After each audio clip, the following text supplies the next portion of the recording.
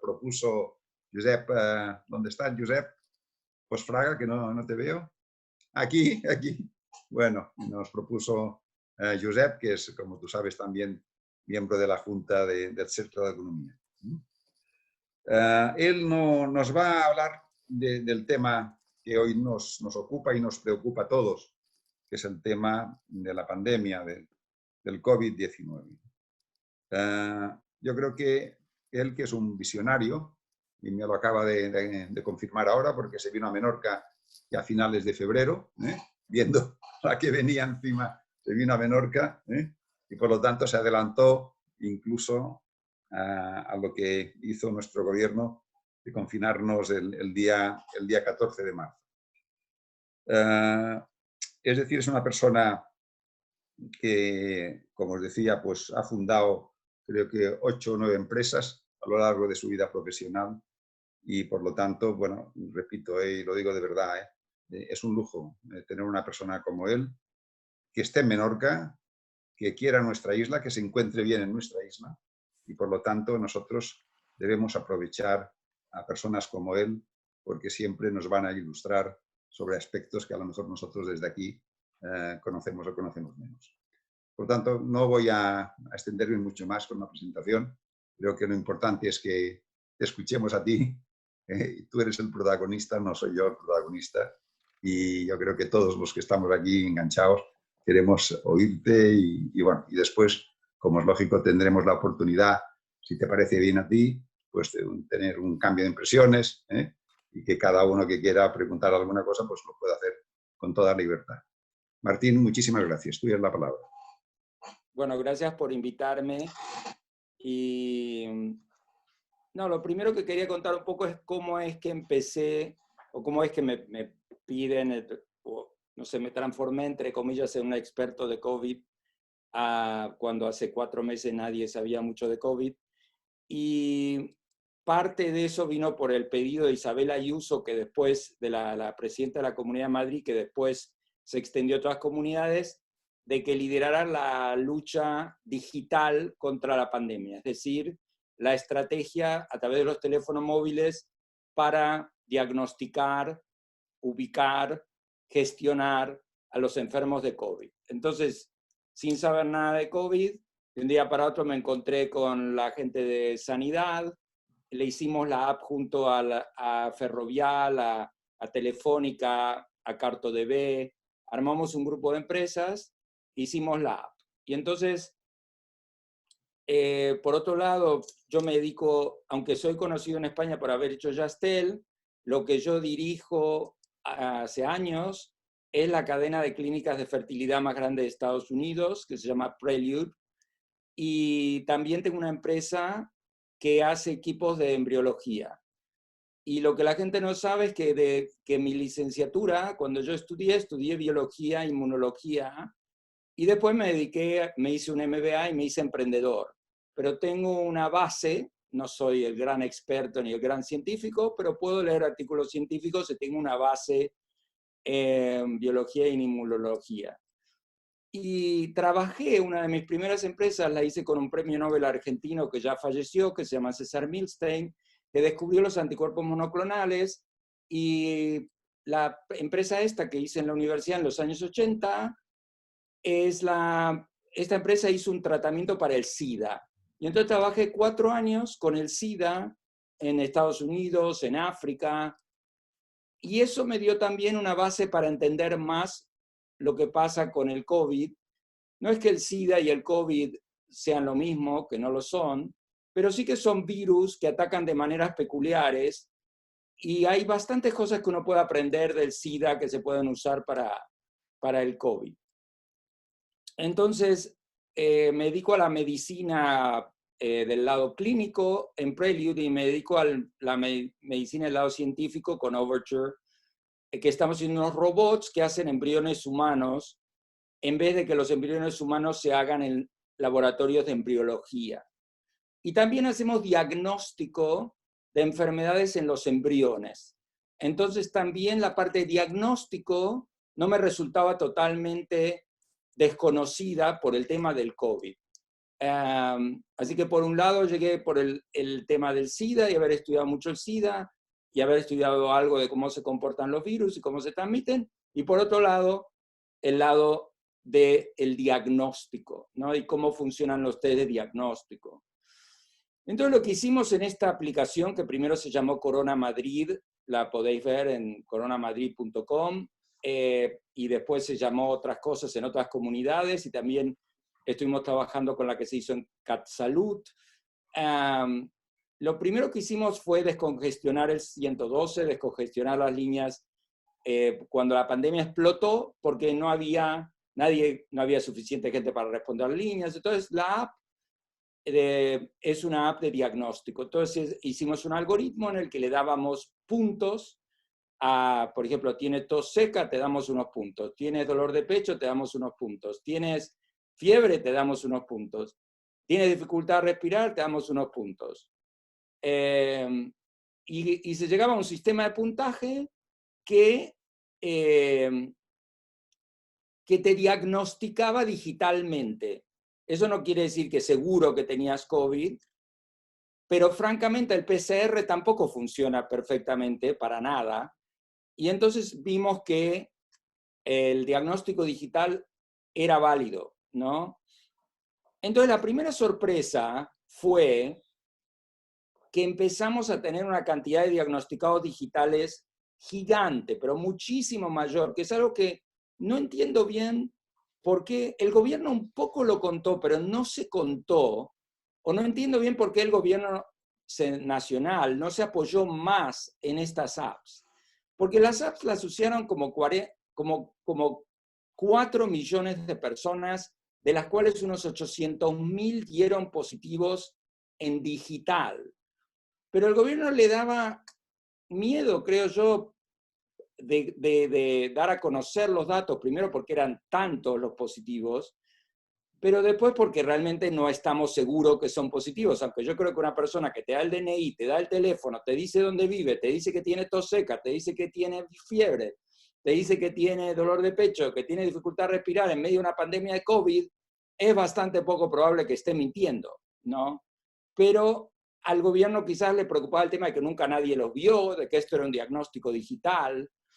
Y entonces fue así que yo empecé a darme cuenta de que había muchísima más gente con COVID de lo que decía el gobierno. Es decir, el gobierno decía, tenemos 20.000 diagnosticados y nosotros ya teníamos como 5 veces más diagnosticados digitales y así, ¿no? Entonces, como la primera cosa que me empecé a dar cuenta es que la pandemia era mucho más común de lo que se pensaba, pero mucho menos letal de lo que se pensaba, porque el gobierno decía que cada 10 diagnosticados se moría uno, más o menos, y esa relación se mantuvo durante toda la pandemia. Pero no era así, y efectivamente ayer el gobierno sacó unos resultados de una prueba de serología que dieron que unos 2,5 millones de españoles tenían anticuerpos.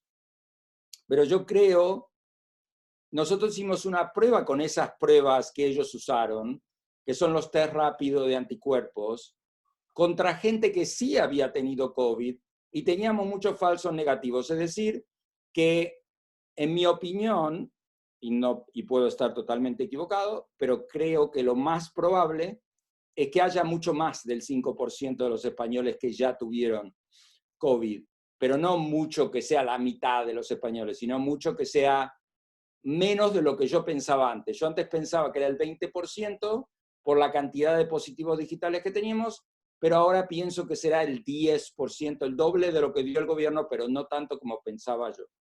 Si uno me pregunta a mí ahora cuántos españoles creo que tuvieron COVID, que se han contagiado, yo diría 5 millones, ¿ok? De 47 millones. El tema es que estos 5 millones están muy mal distribuidos. Digamos que el COVID o el coronavirus, la enfermedad de coronavirus se llama COVID, es una infección totalmente, no sé cómo llamarla, antidemocrática o nada egalitaria. Es una infección que por comunidades hay una diferencia enorme entre las comunidades, cuáles tuvieron más, cuáles tuvieron menos Y no es solo Madrid y Barcelona, porque uno diría, bueno, Madrid y Barcelona, claramente esto ataca a las grandes ciudades, pero no es así. Por ejemplo, en Los Ángeles casi nadie tiene COVID, en New York todo el mundo tiene, o bueno, el 20% de la gente dio positivo, 1 cada 5. En New York hay 8,4 millones de personas y se murieron 21.000 de COVID. Entonces, hay un montón de cosas que no se entienden, pero lo que sí se ve es que el COVID no se distribuye de una manera egalitaria por los países, sino que se enfoca en algunos lugares y ataca mucho estos lugares. Es como que el COVID necesita una mínima cantidad de contagiados para explotar. Y si no llega a esa cantidad, por el comportamiento de la gente, porque, por ejemplo, no se usa mucho el transporte público es un foco enorme de contagio. En Los Ángeles todo el mundo va en coche, en New York todos van en el metro. Esas diferencias hacen que se produzcan focos de pandemia o no. Y después hay otro tema que se descubrió que resultó una sorpresa total, porque por ejemplo la pandemia de 1918, mal llamada la fiebre española, la edad promedio de los muertos era 28 años. Y en cambio ahora la edad promedio de los muertos es 79 años. Es decir, el virus del COVID es un virus cenicida. Es un virus que el 90% de la gente que mata tiene más de 67 años. Entonces, se descubrió que no se distribuye por comunidad, que no se distribuye bien por edad, que no se distribuye bien por género, porque resultó que muchos más hombres que mujeres se mueren en general, y que ser una mujer de 70 es como ser un hombre de 60. Es decir, ser mujer da protección, ¿no? Entonces, ser mujer da protección, ser joven da protección, vivir en Menorca da protección. Es decir, vivir en sitios aislados donde uno no están todos unos encima de otros da protección. La gente que tiene un aislamiento natural da protección. Usar máscaras da protección, es decir, los asiáticos todos usan máscaras, los occidentales no. Y después surgieron otras cosas insólitas, como por ejemplo que en España no se ha muerto un solo niño. Se murieron 2 bebés, pero no se entiende si se murieron de COVID o con COVID. Y después entre 12 y 14 años no se ha muerto nadie. Es decir, que es rarísimo como enfermedad que los niños, por suerte, están protegidos de esta enfermedad y casi nunca se mueren y casi nunca lo contagian tampoco. Y es por eso que han reabierto los colegios en Alemania, Francia, Austria, Dinamarca, Noruega. En Suecia nunca cerraron, en Australia, que es un país que le fue increíble contra el COVID, que ha tenido un éxito increíble, mantuvo casi siempre los colegios abiertos y ahora los tiene reabiertos. Es decir que un tema muy curioso del COVID es que los niños no parecen ser parte de la ecuación del COVID. Los niños, si uno abre colegios, cierra colegios, no parece... La única diferencia pueden ser los padres que van a recoger a los niños. ¿Sí? Los colegios como sitio donde se juntan los padres, pero no los niños, ¿no? Lo que sí parece transmitir el COVID es, curiosamente, hablar, cantar, gritar, todo lo que es expresión oral, las gotitas que salen cuando la gente habla o canta o grita. Por eso las manifestaciones son especialmente buenas para propagar el virus. O, por ejemplo, un concierto de música clásica es mucho menos probable que se propague el virus que en un concierto de música electrónica. Es decir, lo que hace la gente tiene mucho que ver. Si están todos sentados, callados, y nadie habla, aunque haya mucha gente, es mucho menos probable que se propague el virus. Entonces ahora se saben un montón de cosas que no se sabían hace 2 meses. Hay un español que se llama Tomás Puello, que me hice amigo por Zoom, porque nunca lo conocí en persona, pero que es uno de los expertos que recomiendo leer sobre el virus, Tomás Puello. Y se puede googlear, enseguida lo encontráis.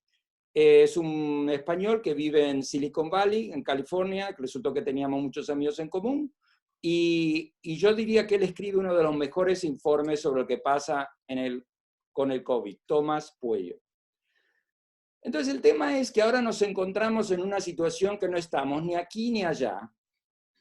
Yo tenía más esperanza de que hubiéramos podido llegar a la inmunidad de rebaño, y ahora lo veo como que sí podemos llegar, y sí creo que hay inmunidad de rebaño, porque hay gente que dice que no hay, pero yo creo que sí, especialmente porque por ahora no hay ninguna prueba de que la gente que se enferme de COVID se vuelva a enfermar, aunque como siempre la prensa encuentra uno y escriben muchos artículos, así como encuentran a algún niño que se enfermó, o encuentran alguna persona, pero en general la gente que se enferma de esto no se enferma de vuelta y tienen una inmunidad.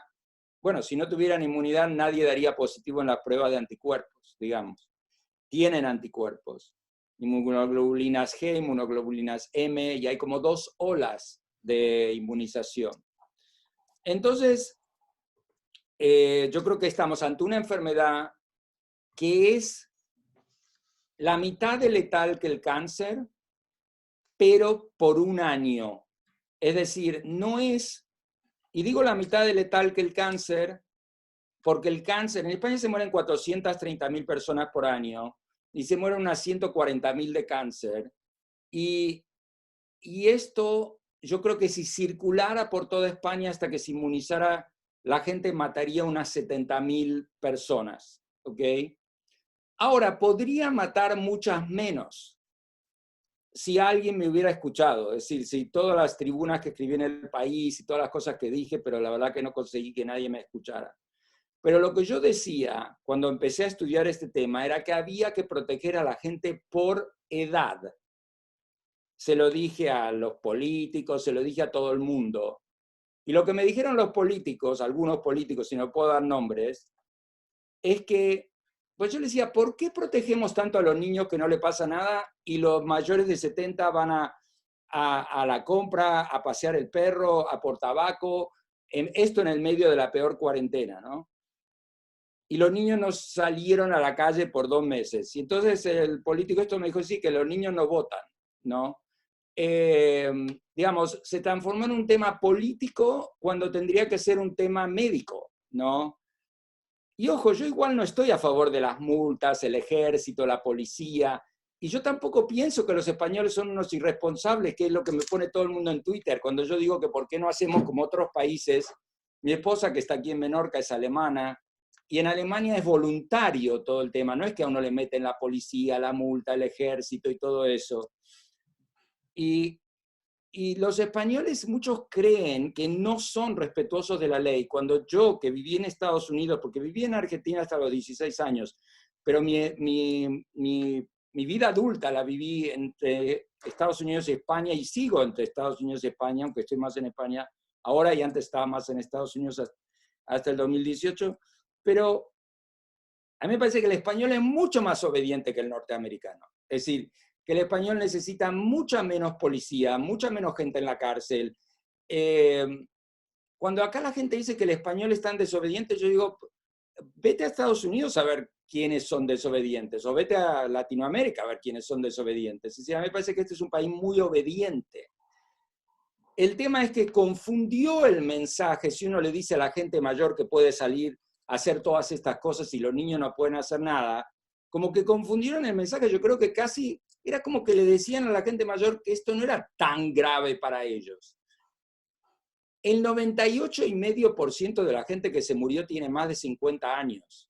Y como dije antes, el 90% más de 67. Si uno quiere que se muera menos gente, tiene que mirar a los demás de 67, no hay otra. Y lo que tiene que hacer, como digo, no es encerrarlos con la policía y el ejército y las multas y todo eso.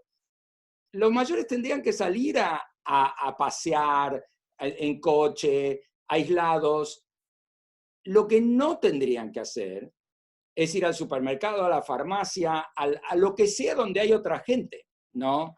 Es decir, si uno hiciera una cadena solidaria y le dijera a toda la gente de más de 70, como esta cadena de favores que hay en Menorca, uno le dijera, mira, a todos los más de 70, digo, mira, vete a pasear por el campo, pero yo te voy a hacer la compra, ¿no? O tú dime qué quieres, yo te hago la compra, te compro las cosas en la farmacia. Si uno mira los sitios de contagio, se podría, si nosotros tuviéramos una clara directiva del gobierno que diga que queremos la menor cantidad de muertes posible y la mayor inmunización, lo lógico sería que la gente de más de 65 o 70 se quede muy aislada y los otros se podrían ir inmunizando lentamente mientras que el sistema de salud lo permita y nos ahorraríamos el 90% de las muertes.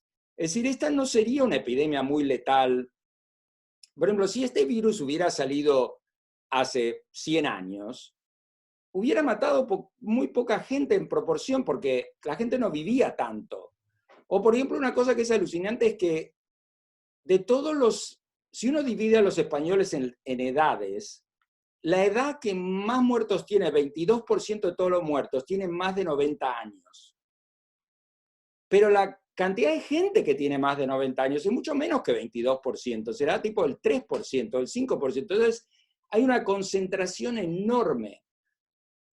Ahora, volviendo a Menorca, yo creo que en Menorca hay un problema muy serio, que es que la principal industria de Menorca es el turismo, y que el turismo es una industria que se ve muy afectada, por un lado por la política de gobierno que me parece totalmente equivocada. Por ejemplo, España es el segundo país con más muertes por millón del mundo, y nosotros le decimos a los demás que le hacemos cuarentena cuando vengan aquí, que es como decir ellos, yo entiendo que en Menorca querramos hacer cuarentena, pero en España, visto como país, es muy difícil decir hagamos cuarentena cuando por ejemplo, a los alemanes, que los alemanes tienen muchísimas menos muertes. Son ellos los que tienen miedo de venir aquí. Es decir, no hay por qué agregarle más miedo. Nosotros podríamos ser inteligentes, podríamos tener una política que diga cualquier país que tenga menos casos diarios que nosotros, o menos muertos por millón o algo así, no le hacemos cuarentena. Es decir, porque la probabilidad de que nos manden a alguien que sea un diseminador de la enfermedad es mucho menor. Entonces yo creo que podríamos tener estrategias inteligentes. También es verdad que no necesitamos del gobierno para tener estas estrategias inteligentes. Por ejemplo, yo tengo 4 empresas ahora. Tengo 2 fondos de inversión, tengo la empresa de fertilidad, la de los equipos médicos, y otra empresa más que hace coches autónomos. En total, entre estas empresas tengo, no sé, 1.500 empleados, algo así. Y entonces nosotros los empleados están en Estados Unidos y en España, y algunos poquitos en Alemania. Entonces nosotros, como política de empresa, lo que dijimos es que más allá de lo que sea legal, ilegal, y no le vamos a pedir a nadie que haga nada ilegal, como que nosotros pusimos más restricciones de las que el gobierno nos puso a nosotros.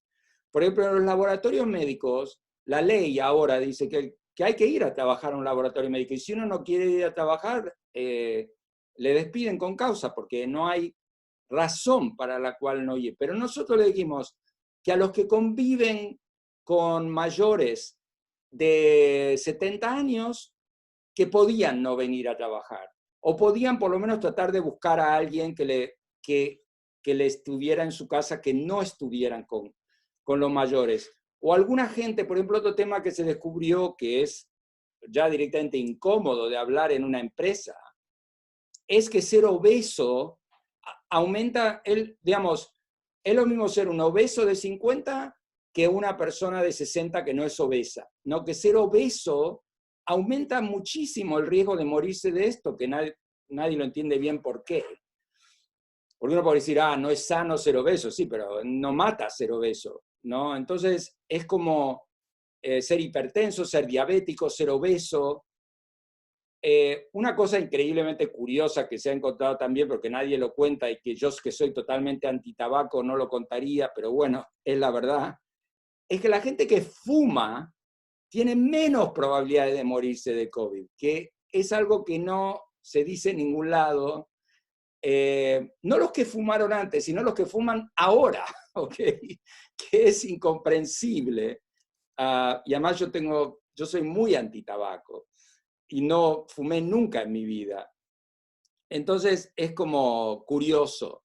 Pero bueno, hay una serie de realidades que son, si uno quiere que a sus empleados le vaya lo mejor que le pueda ir, hay que escuchar el tema. O por ejemplo, si uno tiene un empleado de 63, que además es hipertenso o diabético, y lo va a meter a un sitio donde está en contacto con empleados jóvenes y otros, es medio peligroso, ¿no? A todo esto yo hice una calculadora para entender, porque con las cifras de sanidad, las cifras de sanidad son difíciles de entender cuando uno las ve todas en un papel. Entonces yo hice una calculadora que la podés ver, que se llama riesgocovid.es, y en esta calculadora uno mete la edad, el género y le dice la probabilidad, si uno se contagia, la probabilidad de terminar en el hospital, en la UCI o muerto, ¿ok?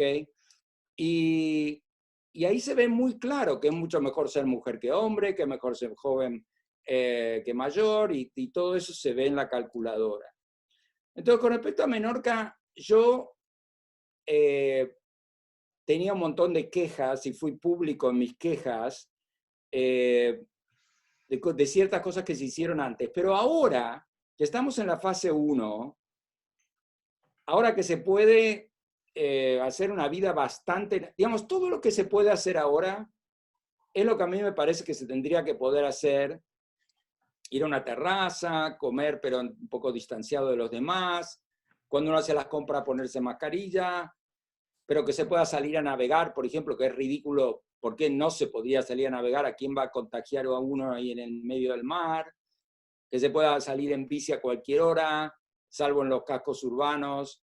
A mí me gusta mucho hacer bici de montaña, que se pueda salir a caballo, me gusta a mí, no sé, pero yo acabo de venir de montar a caballo. Pero, digamos, todo lo que se puede hacer en Menorca ahora sería un paraíso si no fuera que nos vamos a morir de hambre. Es decir, el problema, la vida en Menorca ahora es paradisíaca, porque se puede hacer más o menos todo lo que uno quiere hacer, lo que no se puede hacer uno entiende por qué no se puede hacer.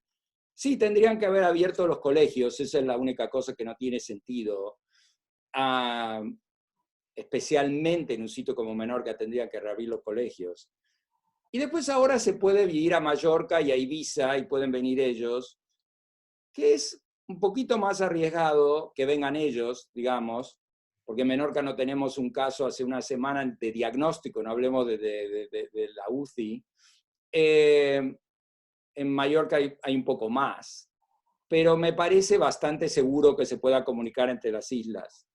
El problema, y ahora voy a pasar a que hagamos preguntas, pero el desafío es cómo puede subsistir económicamente esta isla si no se abre al turismo. Y si se abre, ¿cuál es la manera más inteligente de abrir la isla?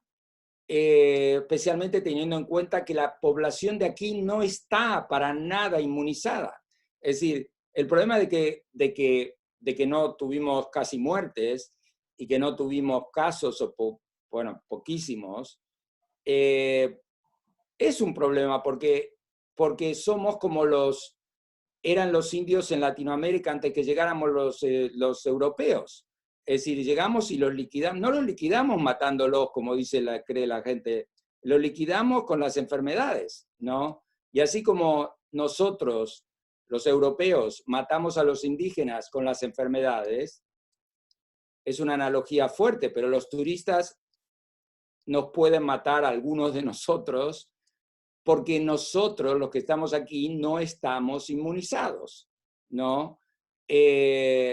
Entonces, ¿cómo se puede uno abrir al turismo teniendo en cuenta, por ejemplo, si viene la gente de Madrid, es interesante porque mucha gente de Madrid está inmunizada. Si nosotros supiéramos quiénes son, les tendríamos que decir, podéis venir ya. Nosotros le podemos decir que vengan todos los que están inmunizados. Los que nos preocupan no son los que tienen anticuerpos. Los que tienen anticuerpos casi se les podía dar una medalla, decirte, mira, te pongo una medallita aquí, tengo anticuerpos y ven a divertirte a Menorca, porque eso no nos van a causar ningún problema. Lo que nos va a causar un problema son los que vienen enfermos, ¿ok? Entonces el tema es, tenemos que tener una barrera médica. A mí me parece que algunas tendrían que ser obvias, por ejemplo, tomarle la temperatura a la gente que se sube a un avión, ¿no? Eso lo hacen en Asia en todos lados y me parece que tendría que ser muy lógico, que si alguien tiene fiebre, no le deje subir al avión, ¿ok? Claro, es verdad que pueden tener fiebre por cualquier cosa, podrían tener una diarrea con fiebre o lo que sea, pero en tiempos de COVID, tener fiebre es el indicador muy sencillo, porque uno le pone un sensor, digamos, no es como hacer una prueba de anticuerpos, o pedirle sangre, o pedirle saliva, o pedirle... Es algo muy fácil de hacer. Entonces, ver que la gente, que los turistas no tengan fiebre, chequear, preguntar cosas. También la gente puede mentir, pero no está mal preguntar. Dime, ¿usted estuvo en contacto con alguien que tuvo COVID? O, en fin, yo creo que a la mayoría de la gente no le gusta mentir, ¿no? Y me parece que no está mal preguntar. Pero bueno, va a ser un desafío. Ahora, lo que yo sí dejaría ya, igual no lo pueden decidir en Menorca, pero sí dejaría a la gente que tiene una casa en Menorca venir a Menorca. Y les dejaría por dos razones. Una, porque son en número pocos comparados con los que van, por ejemplo, en un paquete turístico, en una aerolínea low cost, a llenar a un hotel. Entonces, todo esto es un tema probabilístico y los dueños de casa son pocos en comparación a los turistas que van a hoteles. Después les dejaría porque además tienen un derecho, pagan IBI, pagan sus impuestos, no sé. Pero también les dejaría porque son muy gastadores. Los que tienen casas llaman al fontanero, al electricista, tienen que pintar, tienen que, digamos, es un turista diferente, es muy gastador. Es decir, ni hablar de lo que gasto yo aquí. Es decir, si viene mucha gente que es dueña, primero ya tenían la pasta para comprarse una casa y después que van a gastar en... Cada vez que uno llega, dice, ahora tengo que pintar esto, tengo que arreglar esto. Digamos, eso ya movería la economía. Entonces yo dejaría a los que tienen las segundas residencias y después tendría una serie de medidas sanitarias para tratar de evitar que lleguen enfermos. Pero el problema más grave, y no hay una solución, es que un montón de gente transmite esto y ni lo sabe. ¿Ok? Entonces ya ni siquiera te van a mentir, ni van a tener fiebre, igual lo van a transmitir, ¿no? Y ahí tenemos un problema. Y después la otra cosa es que yo le diría a la gente de Menorca mayor, y yo acabo de cumplir 60 años, es que estoy ahí en la esquina de los mayores, es que realmente hay que proteger a la gente, pero especialmente a los más de 70. Es decir, a la gente que tiene más de 70 años, hay que decirle, mira, esto mata a una persona en 1000 que tiene, qué sé yo, 55, pero mata a una en 50 que tiene 75, ¿ok? Así que ya la cosa se pone peligrosa a una edad y hay que cuidarse hasta que haya una vacuna, que falta mucho. Para un tratamiento ya hay algunos tratamientos, como el de Gilead o algunos tratamientos que se están haciendo, pero yo creo que ahí viene casi una decisión personal de protegerse. Yo creo que la gente de menos de 50 tiene muy poco que temer. Como digo, son el 1,5% de los muertos. Es decir, en España, gente de menos de 50 se mueren más de la gripe normal o se mueren de otras cosas, como el alcoholismo, los suicidios, los accidentes de tránsito. La gente de menos de 50, por ejemplo, si se mueren 30.000, se morirían 400 de menos de 50 en un país de 47 millones, donde los que tienen menos de 50 son la mayoría del país. Entonces, no es un factor esto para la gente de menos de 50. Puede ser un susto, puede ser un mal rato en el hospital. Y sí puede haber alguno que se muera, pero también hay muchos que se mueren de muchas cosas. Por ejemplo, el cáncer es mucho peor para la gente de menos de 50. Y también no hay que estar todo el día obsesionado con esto, porque la verdad que todos los que estamos en todos los que estamos aquí en este Zoom, tenemos mucha más probabilidad que si nos vamos a morir de las dos cosas que matan a muchísima gente, que son las enfermedades coronarias y el cáncer. Es mucho más probable eso que nos vamos a morir de COVID, ¿ok? Entonces no obsesionarse, pero tampoco no cuidarse no tiene sentido. Es como si yo voy a conducir sin cinturón de seguridad, total, nunca tuve un accidente en mi vida, bueno, pero me pongo el cinturón, porque si lo tengo, mucho menos probable que me muera. Y cuidarse es como ponerse el cinturón. Y con ese resumen podemos hacer preguntas. Muy bien, Martín. Perfecto. Bueno, pues yo creo que tu exposición da para muchas preguntas. Por lo tanto, venga, a ver, ¿quién se anima? ¿Quién se anima? Así, Luis Hernández. Luis. Hola, buenas tardes, Martín. Muchas gracias por tu charla, que ha sido muy interesante. A ver, yo quisiera preguntarte, hoy en Menorca corre un vídeo de un experto de Iberia que se llama Jesús Elices, que habla de que en los aviones no hay ningún problema de estar sentado uno al lado del otro por el tema de las corrientes de aire, por la capacidad de filtrado y de circulación del aire dentro de un avión. Lo que quiero preguntarte es si conoces este vídeo y qué opinas de ello. No conozco el vídeo, pero sí vi estudios, y hay estudios hechos en los que se ven cómo se propagan los virus en los aviones, y es un tema que se ha estudiado mucho. Y además yo lo he sufrido con mis padres. Mis padres estaban en Miami de vacaciones, en una casa que nosotros tenemos en Miami, y cuando vino la pandemia, entonces ellos viven en Buenos Aires, volaron a Buenos Aires en un avión que había otra persona que tenía COVID y se murió a los 3 días de llegar a Buenos Aires. Y mis padres, que tienen 81 y 83, no les pasó nada, y a nadie más le pasó nada.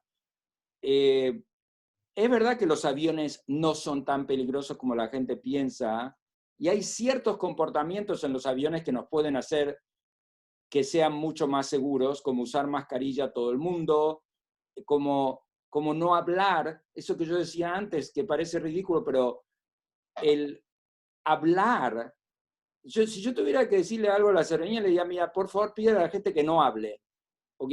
Si todos se sientan y miran para adelante y nadie se habla y nadie se dice nada, ya es más seguro el avión, ¿ok? Entonces, porque el contagio tiene mucho que ver con las gotitas que salen cuando uno habla. Y después la otra cosa que es muy importante, por ejemplo, mi hijo, yo desde que vine aquí, como decía, tengo 7 hijos, y tengo 3 hijos pequeños que están en la finca con nosotros, y tengo uno que es menor de edad, que estamos divorciados con la madre, y a él sí conseguí que viniera a Menorca. Mis hijos que son mayores de edad no los pude traer a Menorca, pero él sí, porque había una especie de que si uno se divorció y tiene un convenio regulador y el hijo es menor, sí puede venir. Entonces, cuando vino mi hijo, que estuvo 3 semanas y se fue, lo que hice yo cuando él aterrizó en Mahón fue toda la ropa que él tenía. Es decir, él tenía mascarilla, tenía guantes, y por supuesto no lo abracé, no le di un beso. Vino, se sentó en el coche, en el asiento de atrás, llegamos a casa, se sacó toda la ropa, se duchó y ahí lo abracé, ¿ok? Se sacó los guantes, la mascarilla, todo. Entonces, digamos, yo soy quizás más sistemático que otra gente, o pienso más en estas cosas. Entonces, ¿qué pienso de los aviones? Que no son el foco de contagio que la gente cree, pero sí son un foco de contagio. Es ridículo decir que no lo son. Entonces no son totalmente seguros, pero no son tan peligrosos como algunos piensan. Y tiene mucho que ver en cómo se comporta uno en el avión. Ese sería mi resumen. Muy bien. Bien, muchas gracias porque, bueno, ciertamente el tema de abrirse al turismo tiene mucho que ver con los aviones para Menorca. Y por tanto, sí que pensamos que todas las opiniones válidas sobre este tema han de ser tenidas en cuenta antes de tomar ninguna iniciativa en este sentido, porque para Menorca reabrir puertos y aeropuertos es un tema capital. Sí, y yo creo que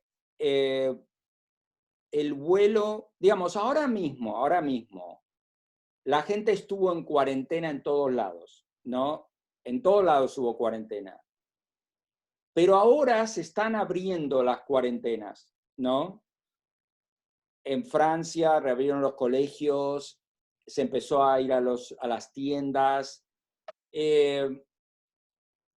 Tenemos que mirar bien qué pasa con las cifras de contagios y muertos todos los días, todas las semanas. Yo hice un modelo a todo esto de cuánta gente se iba a morir en España del COVID. Lo hice en marzo y dije que se iban a morir 35.000 personas hasta el 1 de junio. Y ya no estamos muy lejos del 1 de junio. Y mi modelo, que por supuesto lo puedo compartir con toda la gente que está aquí, es una hoja de cálculo que está basada. Lo que yo hice era algo en el que me calculaba el número de contagiados, después el número de hospitalizados, después el número en la UCI, el número de muertos. Bueno, no es el gran modelo. Hay otros modelos que son mucho más sofisticados que el mío, pero que dieron números más ridículos. El mío por lo menos dijo 35.000 y vamos a terminar, estamos ahora en 27.000, se mueren 200 por día y nos quedan 15 días, así que no voy a estar tan lejos de lo que pensaba. Ahora, yo creo que tenemos una situación difícil, es una situación difícil, porque si uno dice que vuele cualquiera, que venga cualquiera, no hay duda que se va a morir más gente en Menorca. Pero si decimos que no venga nadie, no tenemos economía. No sé, como diciendo, si uno le dijera a los alemanes, mira, no me mandes alemanes, pero mándame pasta. No sé qué dirían los alemanes. Diría, bueno, yo te doy pasta, pero por lo menos dame un bocadillo, dame un cuarto de hotel. No te voy a dar pasta y que no me das nada. Muy bien, muy bien. Rosé. No tengo ahora. Hola, Martín. Hola. Soy Rosé Román. Además, justo he hablado hoy con Miguel Salís, que le he dicho que te teníamos hoy. Yo soy amiga de ellos y de Pedro. Creo que nos conocemos. Bueno, mira, yo tenía dos preguntas. Una, más que nada, como saber qué ha pasado con tu app, la que quedó para Madrid, que hiciste y todo esto, por qué se ha dejado de utilizar o se sigue utilizando. Y luego la siguiente, ya para un futuro próximo, es pensar, o qué piensas tú más que nada, sobre si Menorca se debería diversificar, tú como empresario, y por no tener siempre esta dependencia única del turismo. Y que si esto es una ocasión para atraer otras industrias, o crear nuevas cosas, o traer emprendedores, o a ti qué se te ocurre como gran emprendedor. Bueno, ya está. Bueno, con respecto a la app, sí, claro que se usan en todos lados estas apps. Lo que pasa es que ahora se usan menos porque hay mucho menos contagios. Entonces, la app la usa la gente que cree que tiene COVID. Entonces, la gente que cree que tiene COVID ahora es poquísima, porque realmente por ahora hemos hecho un milagro en España de controlar el COVID. Es decir, la cantidad de nuevos diagnósticos que había hace 2 meses con respecto a ahora es una diferencia enorme, pero sí que se usa y sí que la usa la gente. Con respecto a Menorca, yo creo que la gran oportunidad de Menorca, suena muy curioso lo que voy a decir y supongo que mucha gente le va a parecer raro, pero no es crear las grandes empresas en Menorca, porque es muy difícil hacer una empresa en Menorca en el sentido de que uno tiene que convencer a mucha gente de otro lado que se venga a vivir aquí, y esto y lo otro. Por ejemplo, en la empresa que yo hago de robots, estos robots que hacen embriones, laboratorio de embriología, es decir, no debe haber de la gente que yo necesito, expertos en microfluídica, expertos, digamos, directamente. En Mallorca todavía podría ser que se podría armar una cosa así, pero en Menorca es difícil. Yo creo que la oportunidad de Menorca, bueno, no digo que no sea posible hacer empresas en Menorca, se pueden hacer empresas en Menorca, quizás no de tanto tecnología, pero estamos hablando de qué empresas podemos hacer que no dependan del turismo y que no sean tan vulnerables, que no hagan a la isla que tenga tanta estacionalidad también, porque lo que es, yo que vengo a Menorca durante todo el año, en diferentes momentos, conozco mucho Menorca en invierno, que a mí me encanta Menorca en invierno, pero la diferencia de actividad en Menorca, no sé, en marzo y en agosto es que, no sé, lo sabemos todos. Entonces, ¿cuál es el descubrimiento que podría hacer que Menorca le vaya mejor? Menorca no necesita, y es curioso que diga esto yo porque soy emprendedor, pero no es que necesita tener una gran cantidad de nuevas empresas que no tengan que ver con el turismo. Lo que Menorca podría hacer es, y que sí le va a ayudar mucho el COVID, es decirle a la gente que tú puedes trabajar a través de Zoom y estar aquí, o de Google Hangout, o de Skype, o de... Yo no me lo puedo creer la cantidad de trabajo que hago. Digamos, estoy aquí desde febrero, tengo una vida pero es muchísimo mejor que la vida que tenía antes. Yo viajaba un tercio de los días laborables, yo estaba en París, Berlín, Londres, Silicon Valley, New York, le pasaba viajando, uso mi avión y me voy, uno puede decir que es cómodo, pero igual no es cómodo, porque te despiertas a las 6 de la mañana, vas a Berlín, tienes una reunión en no sé qué, vuelves a las 12 de la noche.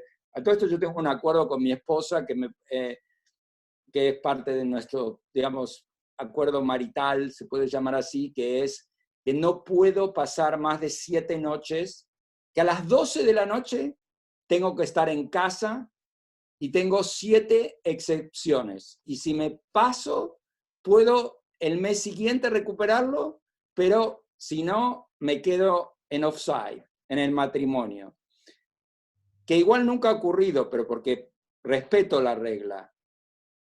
Ahora estoy todas las noches aquí y hago mi trabajo. Entonces, volviendo a lo de Menorca y saliendo de la anécdota personal, si una persona gana 80.000 euros por año, 120.000 euros por año, o una persona que gana un sueldo ya más importante, y está en Barcelona, o está en Madrid, o está en otro sitio, y uno dice, mira, ¿sabes qué? ¿Por qué no te vienes a Menorca a vivir? Todo te cuesta más barato, porque la verdad que la vivienda aquí es mucho más barata, alquilar o igual ahora está mucho más cara, pero quiero decir que es más barata que Madrid en Barcelona. Y uno le diría, mira, y tú haces tu trabajo desde Menorca. Si Menorca hiciera una campaña que es trabaja desde Menorca, entonces uno no tiene que traer la empresa, porque ahora no importa dónde están las empresas. Es decir, mis amigos de Silicon Valley, esto ya sé que suena increíble, pero Jack Dorsey, el que hizo Twitter, de quien soy un poco amigo, dijo hace 2 días que Twitter no le iba a pedir nunca más a nadie que fuera a la oficina.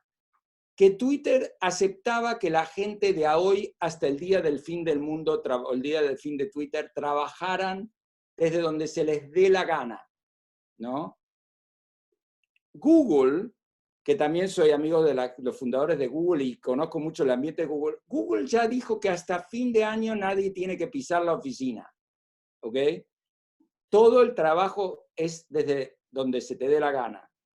Igual si no lo haces bien te echan, pero te echan desde donde sea que estés, no te echan de la oficina. Entonces yo creo que la oportunidad para Menorca sería como una campaña que diga trabaja desde Menorca y que ellos que vengan a trabajar desde Menorca. Sé que muchas empresas españolas pueden decir, no, mira, si no estás en la oficina, pero creo que el COVID está demostrando que el teletrabajo, si nosotros dijéramos teletrabaja desde Menorca, ya que entonces de repente tendríamos gente gastadora gente que gana más de lo que se gana aquí en promedio, que vendrían y contratarían servicios y contratarían ayuda y contratarían electricidad con el colega aquí que tiene la electricidad, contratarían muchas más cosas, porque la gente que tiene un cierto nivel económico gasta mucho más de todo. Entonces, además de hacer empresas, que por supuesto habría que pensar en qué empresas se pueden hacer que no tengan que ver con el turismo, yo creo que la idea más sencilla es sacar una campaña que diga, teletrabaja desde Menorca, vive en Menorca. ¿Te gusta Menorca? ¿Vienes a Menorca? Porque todo el mundo dice que le encanta Menorca. Y dice, ¿te encanta Menorca? Y teletrabaja desde Menorca. Muy bien, Martín, pues ya nos has dado un camino a seguir. Oye, Martín, si tú ahora fueras el presidente del Consell Insular de Menorca, ¿qué medidas de control sanitario implementarías en el aeropuerto y en los puertos de Mahón y Ciudadela? Antes de responder, ¿me puedes decir si ellos ya anunciaron qué medidas van a poner? Yo no la sé. Vale. Si yo tuviera algo que ver con esto, diría lo de la temperatura, que ya dije, la fiebre. Los test rápido todavía son malos.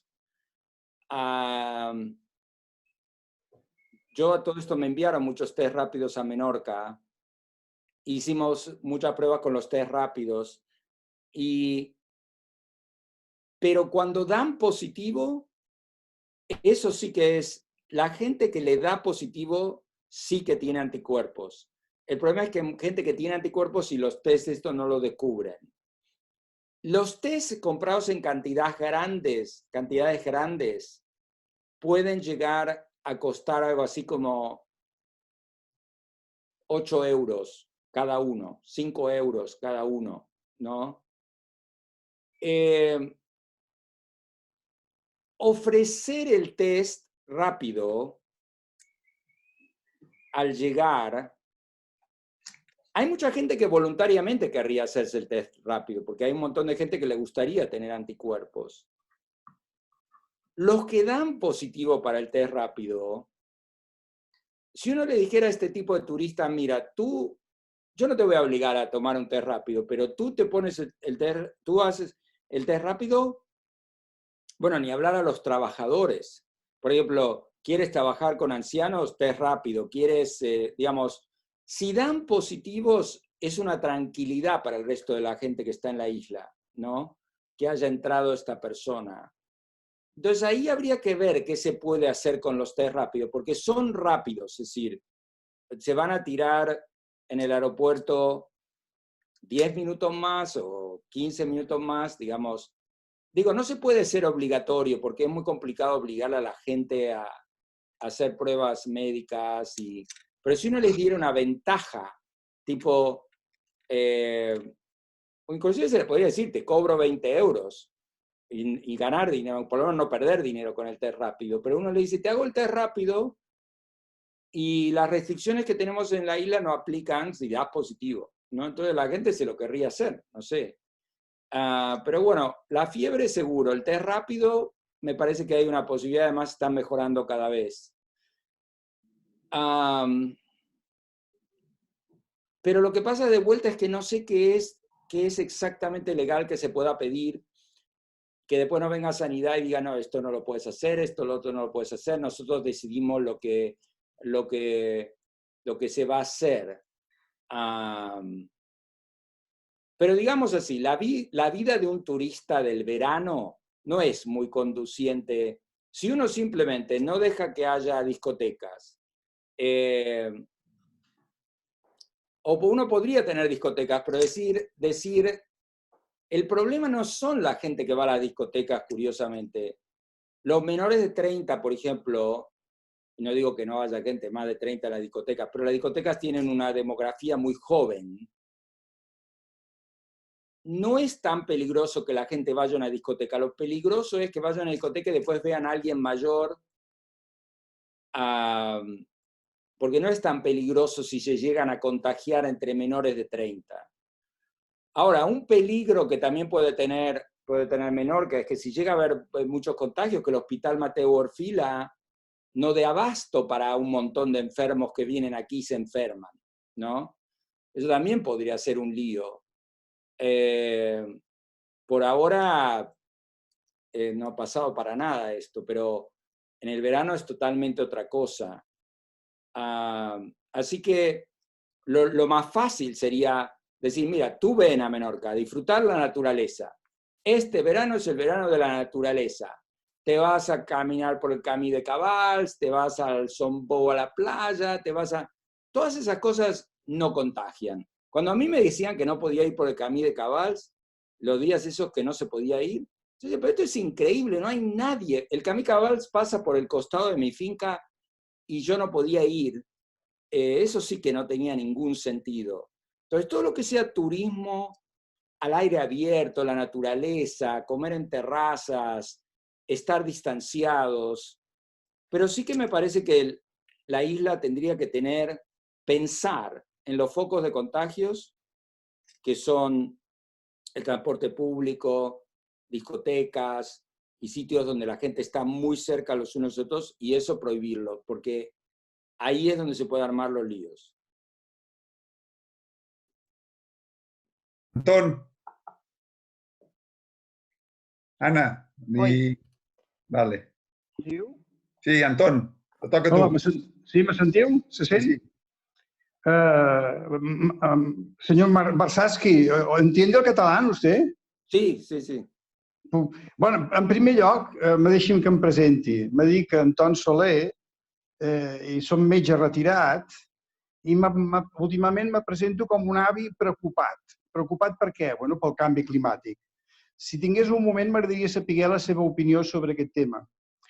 Però, en primer lloc, li voldria confessar el goig intel·lectual que m'ha provocat escoltar-lo a vostè. La veritat, és molt agradable i m'ho he passat molt bé escoltant-lo. És molt entenedor. La cosa està que, per un costat, també m'agradaria dir que l'economia de Menorca, jo ho veig molt sintèticament, que hem de potenciar el camp, hem d'anar a energies renovables, hem de fer net els boscos i hem d'aïllar les cases. Però dit això, jo voldria anar a el que vostè ha explicat. Una de les coses que m'ha donat alegria de la seva intervenció ha estat que molt poca gent saben que cada any a Espanya es moren més de 400.000 persones. Amb la qual cosa, el que s'hagin mort 26.000 persones en aquests moments realment és molt poc. El que no sabia, i això sí que li he agraït, és que les seves previsions és que en el cas que ens lliuréssim podria arribar a matar 70.000 persones. Correcte? Això és el que vostè ha dit, no? Pregunta. Si seguim amb decreixement econòmic i hi ha molta pobresa, hi ha dificultats d'abasteixements, quanta gent es podria morir? Té en compte, ha fet aquest càlcul, per favor? Ho deixo aquí. Sí, Vale, Martín. Es un tema complicado este, porque efectivamente el COVID mata, pero no tener una economía y no poder pagar la sanidad y, digamos, la salud que tenemos depende también de la economía, porque la gente dice economía o muertes, pero no tener economía da muertes, porque si nosotros fuéramos a 500 kilómetros de aquí, hacia el sur, desde mi finca, yo lo veo, después del horizonte hay un continente que se llama África, donde no tienen economía, entonces tampoco tienen salud, ¿ok? Y cuando la gente no tiene economía, se muere mucho más joven y de muchas otras cosas. Y en los países ricos, cuando la gente tiene otro nivel, también se muere, hay más enfermedad mental cuando la gente no tiene trabajo, hay más suicidios, hay más otras cosas. Efectivamente, se mueren 420.000, 430.000 personas por año, y como yo dije, yo creo que el COVID mata la mitad de lo que mata el cáncer, pero en un año, y el cáncer lo mata en todos los años. Fumar mata a 56.000 españoles por año. Por ahora se ha muerto menos gente de la que se muere solo por fumar, y nosotros vendemos tabaco y cobramos impuestos. La otra cantidad importante de gente que se muere de cáncer y de algunas otras enfermedades, no en Menorca, pero en Madrid, en Barcelona, más en Madrid, bueno, Madrid y Barcelona, los dos, pero más en Madrid un poco, es la polución. Nosotros sabemos cómo curar la polución. Teníamos que tener todo electrificado. Si tuviéramos todos los coches eléctricos y todo, y si generáramos la energía con renovables y usáramos... Porque el gran problema de renovables son las baterías, pero si nosotros podríamos tener coches que nos dieran energía en nuestras casas y bueno, y usarlos para transporte. Entonces el coche es una batería y ya tenemos... Entonces nosotros toleramos la muerte por polución, la muerte por tabaco, y digamos, no es el trabajo de un gobierno que no se muera la gente, porque todos nos morimos. Y esa es una pregunta filosófica importante. Yo creo que el gobierno un poco se dio cuenta de esto. Y cuando después de que nadie fuera a trabajar, primero dijo, bueno, los de la construcción que vuelvan a trabajar, los de las fábricas que vuelvan a trabajar. Digamos, están ya millones que van a trabajar. Y especialmente en una enfermedad tan curiosa que los que se mueren en general ya no trabajan y los que trabajan en general no se mueren. No es siempre así, pero es un poco así. Es bastante así, porque justamente el corte viene muy fuerte a la misma edad que la gente se jubila. Entonces, no es tan incompatible tener una economía y que no haya muertes, o que haya muchas menos muertes. Cuando yo digo que harían falta, que lamentablemente morirían 70.000 personas hasta que este país se inmunice, es porque yo creo que los mayores se van a autoproteger, los jóvenes se van a inmunizar, y cuando salgan los mayores ya van a quedar muy pocos jóvenes que le puedan contagiar, ¿no? Porque no se necesita que el 100% de la gente se inmuniza, con que el 60-70% de la gente se inmuniza, ya el virus no encuentra al próximo, no encuentra al próximo. El virus es como que tiene que hacer un puente de gotitas que salen de cuando hablamos, o de gente que se toca los ojos, entre personas. Así como, por ejemplo, el SIDA tenía que hacer un puente de gente que tenía relaciones sexuales para pasar, o de gente que compartiera agujas. Entonces, el confinamiento es como el condón. El confinamiento para el COVID es como el condón para el SIDA. Es la manera que el virus no puede saltar de persona a persona. Entonces, creo que se pueden pensar de diferentes maneras. Y con respecto a lo que dijiste al principio del cambio climático, ahí sí que yo no creo que hay ninguna relación entre el COVID y el cambio climático, que todos los que tratan de establecer una relación, vamos a decir, una tragedia y otra tragedia. No sé, se te murió un amigo y se te murió otro, pero no tenía nada que ver el uno del otro. Uno se murió en un accidente de una moto y el otro se murió de cáncer. ¿Cuál es la relación? Son dos tragedias, pero no tienen nada que ver.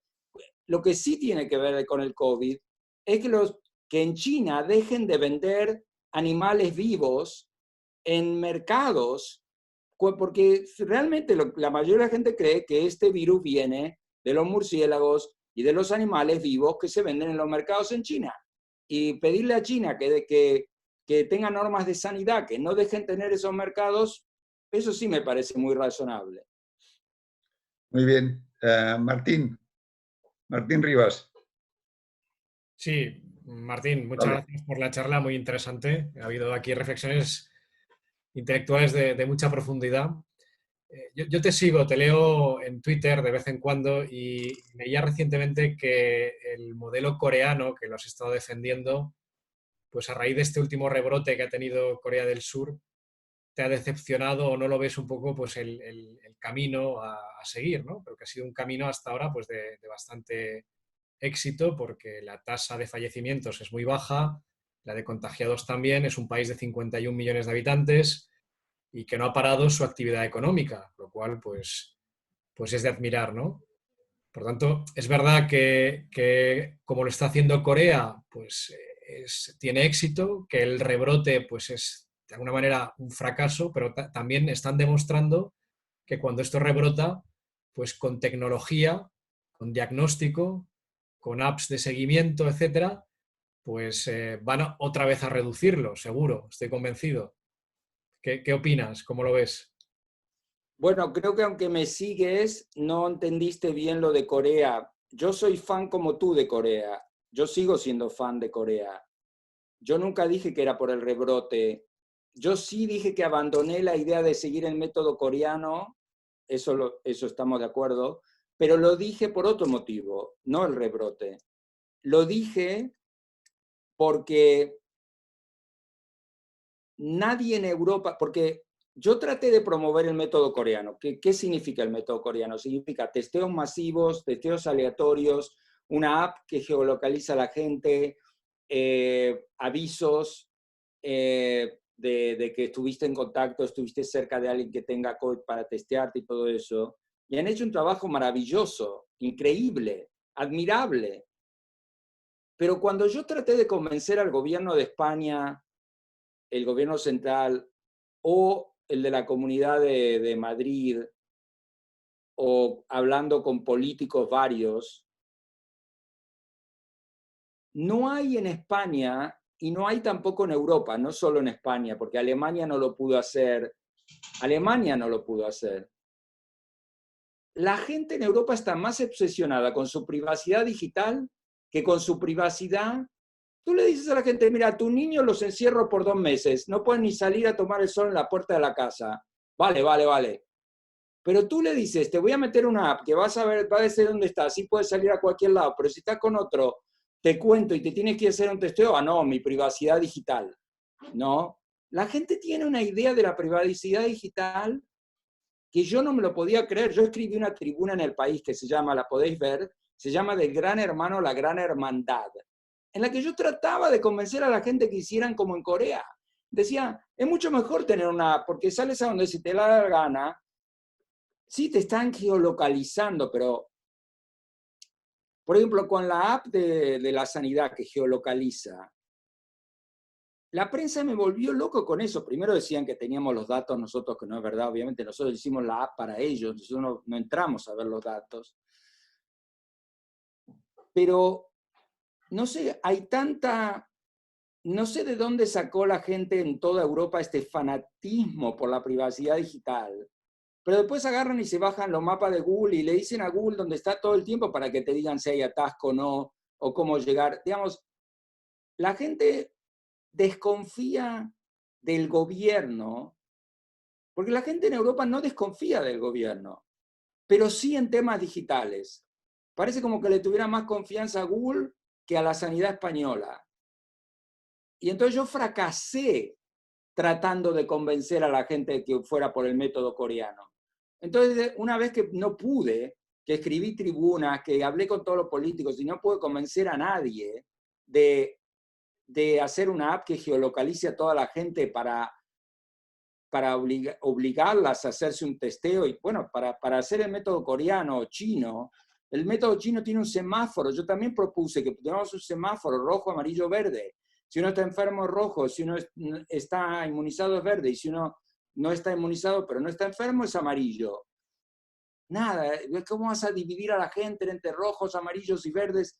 Y, bueno, también dije, por supuesto, que los dividiéramos por edad y les pareció terrible. El presidente Macron me pidió que hiciera una propuesta sobre cómo tratar con el COVID, le habrá pedido a mucha otra gente, pero me pidió a mí y a Manuel Valls, que estaba en la isla, por cierto, que es mi amigo. Entonces Manuel y yo, bueno, yo le hice una propuesta y se la di a Manuel, que se la dio a Macron. Y esa propuesta decía que había que limitar, que había que enfocarse en los ancianos y que había que ver qué pasaba con la gente mayor, porque eran el 92% de los muertos. Es como decir, si quieres que haya menos muertos, mira dónde están los muertos. Y hay que ser mucho más estrictos con la gente mayor, o por lo menos más persuasivos. Y entonces Macron empezó a hablar de la gente mayor y todo eso, y lo mataron por hablar. Y los políticos, aquí no se puede hablar, no se le puede decir a los mayores, mira, te queremos cuidar porque, pero que esto es una discriminación, que yo soy viejo pero no soy un inútil.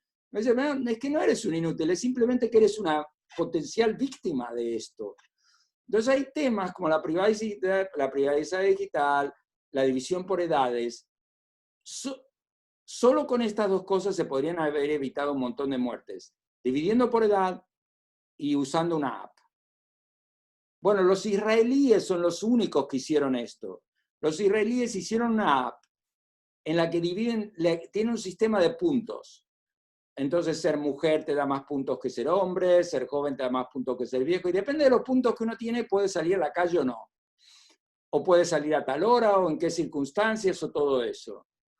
Porque estudiaron en detalle cómo era la pandemia. Y les va muy bien luchando contra la pandemia. Pero es muy difícil en Europa hacer eso. Muy bien, gracias. ¿La directora quiere hacer alguna pregunta? No, Josep Ponsfraga tiene... Sí, pero la directora quiere hacer alguna pregunta. No, gracias. De ¿No? momento no. Josep. Sí, hola Martín, buenas tardes. Hola. ¿Qué tal? El gobierno balear acaba de aprobar ayer un decreto en un Consejo de Gobierno extraordinario para reactivar la economía de las islas ante la pandemia del COVID.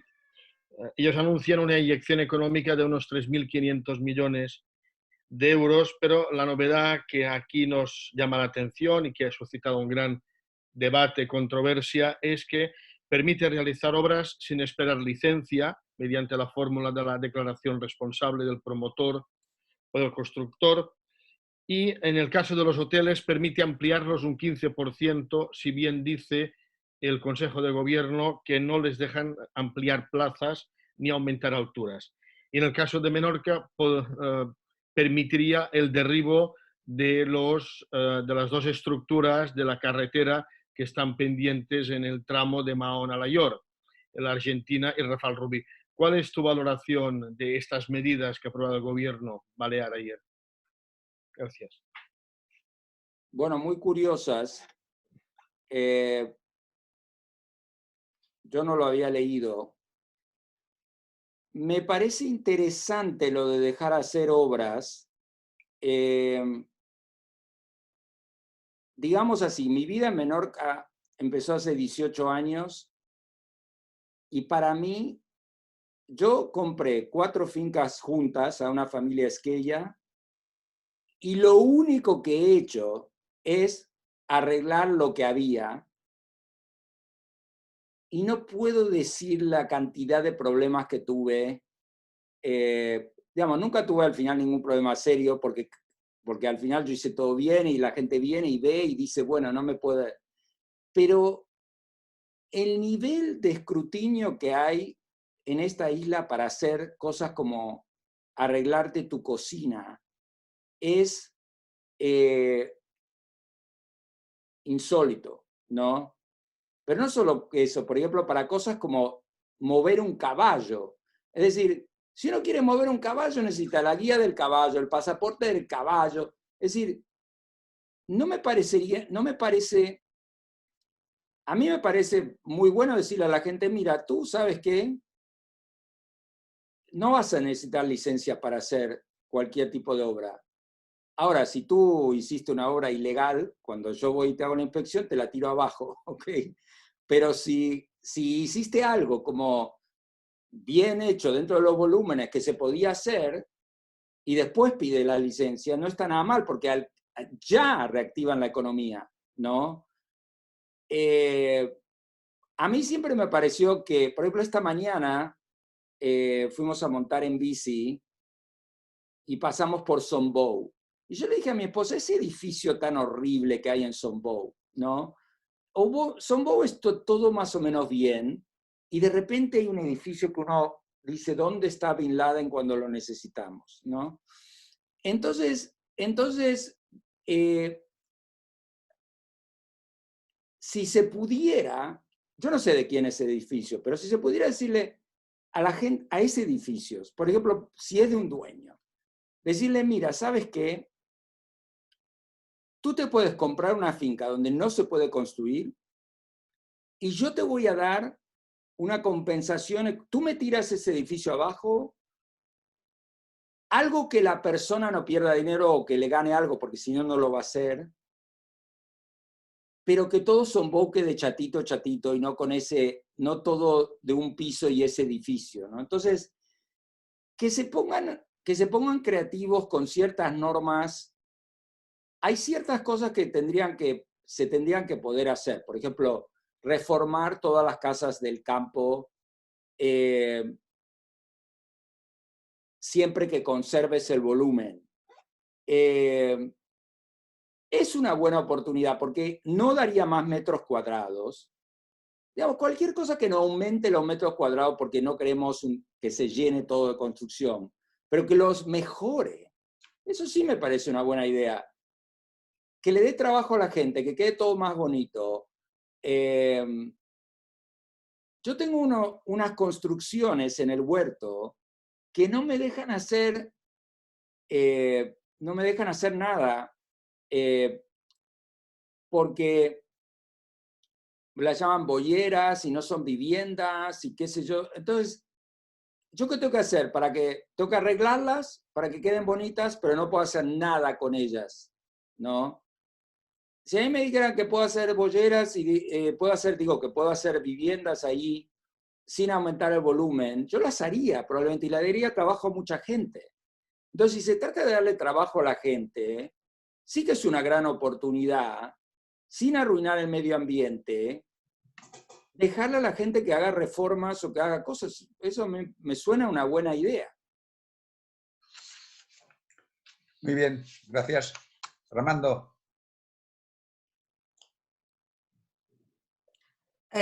Armando a pedirme un segundo. Sí, sí.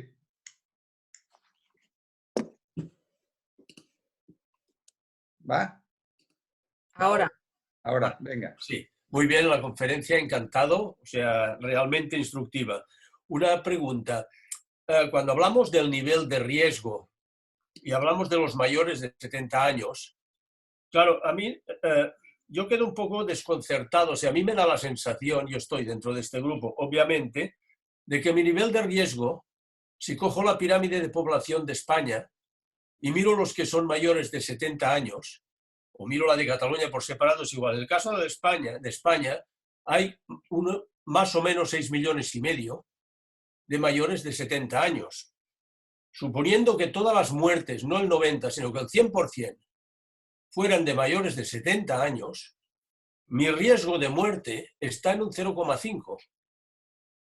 Entonces, es decir, a ver, estoy de acuerdo, no me quiero morir para nada, obviamente, pero me lo miro con mucha tranquilidad, sobre todo tomando precauciones, es decir, yo hasta cierto punto, salvo que sea un tema político de no mostrar muertes, protegiendo a los mayores, que ahí estoy totalmente de acuerdo, no saldrán tantas muertes si los protegemos, pero en cuanto a todos los demás, ya podemos ir a trabajar, o ya pueden ir a trabajar, no es tan grave, porque el número de muertes realmente por el COVID, suponiendo que todos sean del COVID, no es tanta. Incluso proyectándome a 100 muertos diarios en Cataluña durante todo un año hasta que me llegue la vacuna, sigue siendo muy pequeño.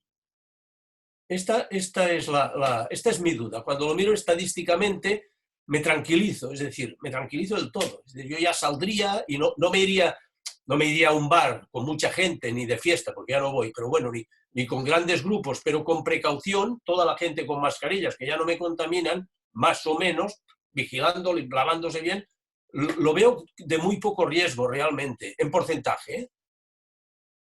Martín. Sí. Acabo de poner en el chat de esta videollamada, mi correo electrónico y también puse la calculadora de riesgo que hice, porque justamente yo también estaba pensando, pero ¿cuál es el riesgo? Y entonces hice una calculadora que uno va a riesgocovid.es y metes tu edad y metes tu género y te dice y metes la cantidad de gente que crees que se ha contagiado en España y te da la probabilidad. Y efectivamente, si solo se contagió un 5%, que es lo que dijo la sanidad ayer, que como digo, yo creo que fue más, pero si fuera el 5%, un hombre de 75 años, si se contagia, tiene una probabilidad en 50 de morirse, ¿ok? Digamos, 1 de cada 50 se va a morir. Bueno. El tema es también entender cuál es la probabilidad de una persona de 75 años de morirse de cualquier otra cosa en los próximos 12 meses, ¿no? Claro. Entonces, efectivamente, ni hablemos de uno de 75, por ejemplo, uno de 40 tiene una chance en 500 de no llegar a 41, ¿ok? La vida no es segura en general. Es decir, hasta una persona de 40 años no tiene una probabilidad en 500 de no llegar a 41.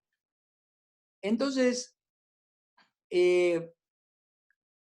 ahí sí me parece que es muy importante que la gente entienda los riesgos, pero también que tome sus decisiones. El peligro es la gente que no entiende los riesgos y también la gente que pone en riesgo a otros, como los fumadores pasivos de esta historia. Es decir, por ejemplo, personas que tengan un comportamiento que le arriesgue la vida a otro. Entonces uno le dice, mira, si quieres ir a una tienda, usa mascarilla, porque el de la tienda, por ejemplo, tiene 70 años, el que te atiende en la farmacia, y esa persona está viendo a uno y viendo a otro y viendo a otro, así que si tú vas a la farmacia te pone la mascarilla. Bueno, me parece bien que haya que ponerse la mascarilla para ir a la farmacia, porque el que está en la farmacia tiene una cantidad tan grande de gente que lo va a ver. Entonces, una cosa es la persona y otra es el comportamiento de toda la sociedad y especialmente el comportamiento que puede poner en riesgo la vida a los demás. Y ahí es donde sí me parece que hay que intervenir más. Pero habiendo dicho todo esto, yo creo, bueno, una persona de 75 años que es hombre, estoy viendo la calculadora en este momento, tiene 10% de 10% de probabilidad de terminar hospitalizado si se contagia, y 2 de morirse. Tampoco es tan divertido terminar hospitalizado, ¿no? Así que esto es algo peligroso. No sé cuántas otras cosas tiene uno, inclusive una persona de 75, ese nivel de riesgo. No hay que negarlo, pero tampoco hay que vivir. Yo no sé, yo no vivo todos los días pensando que en el cáncer y tampoco vivo todos los días pensando en las enfermedades coronarias. Aunque lo más probable es que me voy a morir de una de las dos. Entonces, tenemos que aprender a vivir. Muchas veces la gente dice, pero este se murió de COVID o con COVID. Porque un montón de la gente que se muere de COVID estaba bastante muriéndose. Eso también es otro tema que es muy interesante de ver. No solo porque tenían más de 90, pero sino porque tenían otras cosas.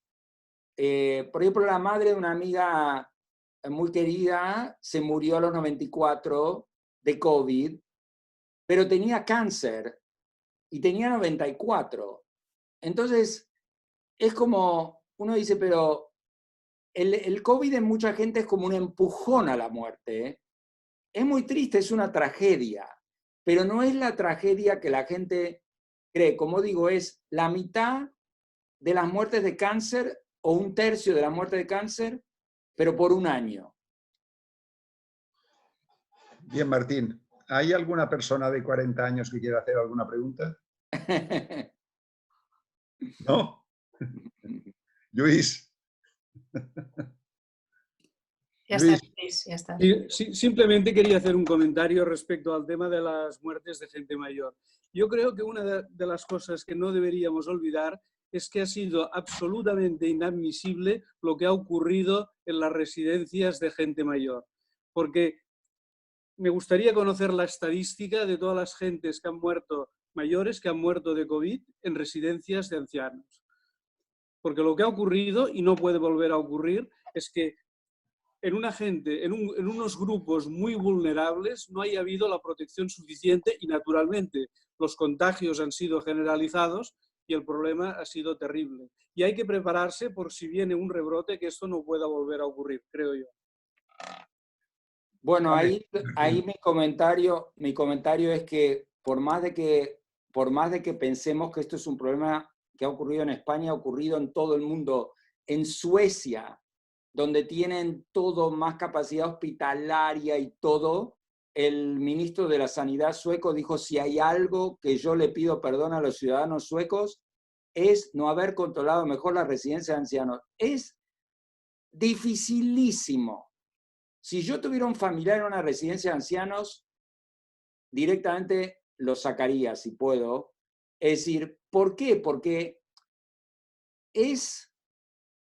está todo el mundo junto, hacen todo junto, los cuidadores son los mismos, ven a uno, ven a otro, ven a otro. Es decir, es un desastre la residencia de ancianos para el COVID.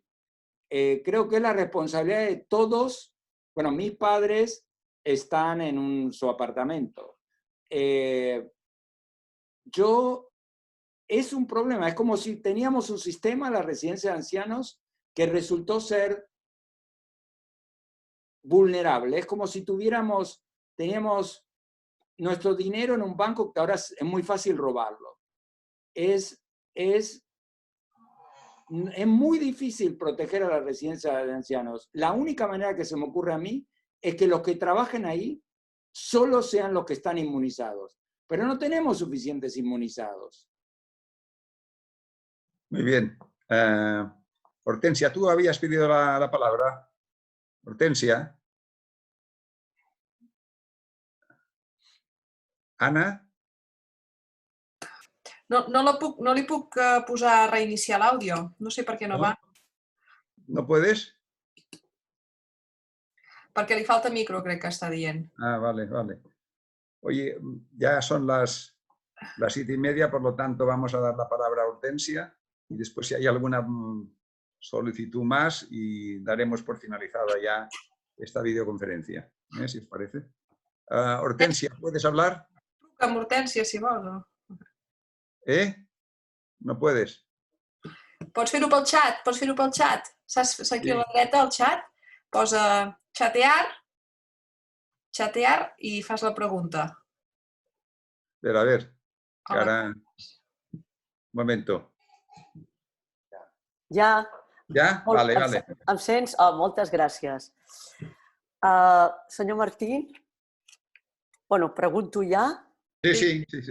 Vale. Senyor Martín, moltes gràcies per la seva xerrada, és interessantíssima. Ja havia sentit parlar de vostè i tota la seva tasca. Li vull preguntar una cosa. Vostè, quina previsió pensa que pot tenir aquesta infecció, aquesta pandèmia, a curt plaç, a mig, i si realment podrà desaparèixer perquè tornem a el que considerem la nostra vida normal en el món? Martín. Yo antes pensaba una cosa y últimamente pienso otra. Yo escribí unas predicciones en el periódico, en El País o en el ABC, ahora no me acuerdo, pero en un periódico escribí como una especie de calendario de lo que yo creí que iba a pasar. No me equivoqué mucho. Bueno, me fue muy bien con el tema de predecir cuántas muertes iba a haber por semana. En ese momento teníamos 1000 muertes por día y yo dije que esa iba a ser la peor semana y fue la peor semana. No me fue muy mal en eso, pero sí me fue mal en cuándo íbamos a llegar a la llamada inmunidad del rebaño. Que por cierto, la inmunidad del rebaño o herd immunity no es un mito de Boris Johnson, es como funcionan todas las vacunas. Entonces, si nosotros tuviéramos una vacuna, llegaríamos a la inmunidad del rebaño. Hay dos maneras de llegar a la inmunidad del rebaño: sufriendo o no sufriendo. Sufriendo muertes o con una vacuna. pero el objetivo es el mismo, llegar a la inmunidad de rebaño. Entonces, yo sí creo que vamos a llegar a la inmunidad de rebaño, pero ahora estoy mucho más preocupado en cuánto tiempo, ¿no? Porque tu pregunta era en corto plazo, medio plazo, largo plazo. Entonces, ahí yo creo que yo antes pensaba que para el verano ya más o menos iba a acabar esto, y ahora pienso que no. Seguimos con 200 muertos. La prueba fue qué pasó cuando lanzamos a los primeros millones a trabajar, que fue hace un mes. Y ahora estamos viendo 200 muertos por día, es decir, los contagios siguen y la gente sigue contactando a la gente mayor y la gente mayor se sigue muriendo y algunos jóvenes se mueren también. Entonces, ahora me parece que la normalidad, yo diría que es más el verano que viene, 2021. Y que el 2020 va a ser un año difícil, pero como decía el otro comentarista, que es lo que es. Tampoco esto es el ébola, ¿ok? Es decir, es lo que es. Se muere una cierta cantidad de gente y se puede morir mucha menos si nos cuidamos, pero no si nos cuidamos todos, porque el problema es que si nos cuidamos todos y nadie se inmuniza, estamos pateando la pelota para adelante, es decir, vamos a tener el virus está ahí esperando. Si lográramos inmunizarnos por edades, por ejemplo, si esta isla tuviera una especie de si los mayores de 65 se cuidaran mucho y el resto de la población no, probablemente cuando salieran los mayores de 65 ya no tendrían de qué contagiarse, pero yo creo que vamos a tener un año más difícil. Antes pensaba medio año, ahora pienso un año. Gracias. Rafael. Ana, Rafael. No li puc reiniciar l'àudio. Ara, ya está. ¿Ahora me oís Sí. ahora? Sí, sí. Mira, Martín, muchas gracias. Ha sido muy, muy interesante. Y además, yo soy una persona que estoy dentro del grupo, digamos, de peligro, ¿no? Tengo 80 años y soy diabético. Entonces, fíjate, tengo bastantes números si no me cuido. Pero me cuido. Encuentro muy bien.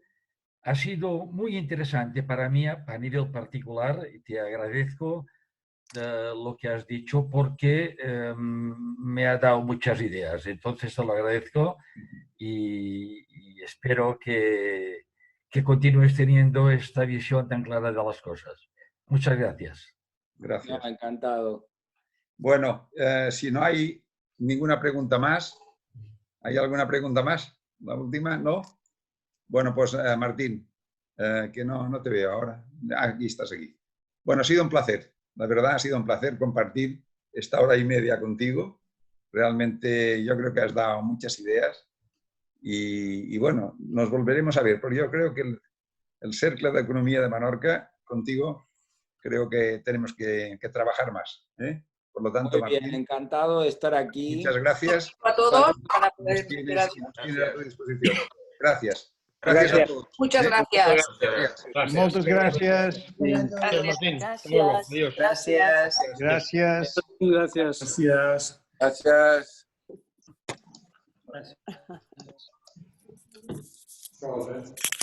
Paco, Nana Oramas es bo que no vol venir. No vol venir. Això de que esto de mezclar Baleares con Canarias, que no vol clar. No le gusta. Bueno.